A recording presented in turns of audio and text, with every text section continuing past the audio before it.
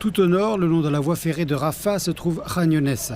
De nombreuses personnes déplacées ont marché ou se sont entassées dans des voitures ou des charrettes tirées par des ânes, emportant avec elles leurs affaires pour retourner chez elles. Tout au long du chemin, il ne reste plus aucun bâtiment intact.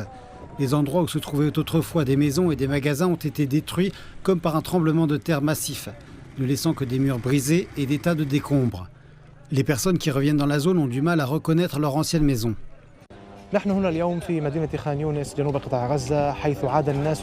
Nous nous trouvons maintenant dans la ville de Khan Younes, dans le sud de la bande de Gaza. Des personnes déplacées par le conflit sont revenues ici après que l'armée israélienne a annoncé la fin de sa mission dans cette zone.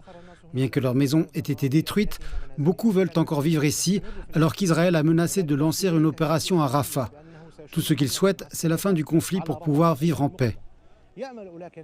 Je suis revenu ici pour vérifier l'état de ma maison et de celle de mes proches, mais je n'ai pas trouvé d'endroit où vivre. Tout est en ruine. J'étais choqué par ce que j'ai vu. Maintenant, je ne peux vivre que dans ma tente à côté de la voie ferrée. Il n'y a plus de route goudronnée, plus de vie, plus de maison. Il ne reste ici que des scènes sanglantes. Je renonce à retourner à Khan Younes pour m'abriter, même si Israël prévoit d'attaquer Rafah. Dans cette ville autrefois prospère, les responsables de la défense civile font de leur mieux pour dégager les routes et déterrer les corps et les affaires des morts, des débris, un par un. Les gens sont choqués et tristes de ce qu'ils ont vécu. Certains essaient encore de trouver des provisions dans les décombres, tandis que d'autres se sentent impuissants car ils ont perdu tout espoir. Je suis revenu pour voir mon ancienne maison, mais elle a été détruite. Le terrain a été détruit. Ce n'est plus ma maison. Je ne veux même pas la reconstruire. Khan Younes est maintenant en ruine, sans aucune vie. Même les arbres sont morts. Nous ne savons pas s'ils reviendront un jour à la vie.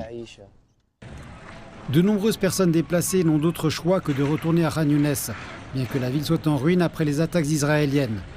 Jamie McGoldrick, haut responsable de l'aide humanitaire des Nations Unies dans les territoires palestiniens occupés, a déclaré que le retrait israélien de Khan Younes pourrait contribuer à améliorer la situation humanitaire dans la région, mais le plus inquiétant est que ce retrait pourrait être une préparation à une invasion de Rafah. Le Premier ministre israélien Benjamin Netanyahou a affirmé à plusieurs reprises qu'Israël achèverait l'élimination des brigades du Hamas, y compris à Rafah, et que rien ne l'en empêcherait. Dans ces conditions, les sans-abri palestiniens n'ont plus nulle part où aller. Soit ils doivent faire face à la menace d'un assaut à Rafah, soit ils retournent dans les ruines de Khan Younes.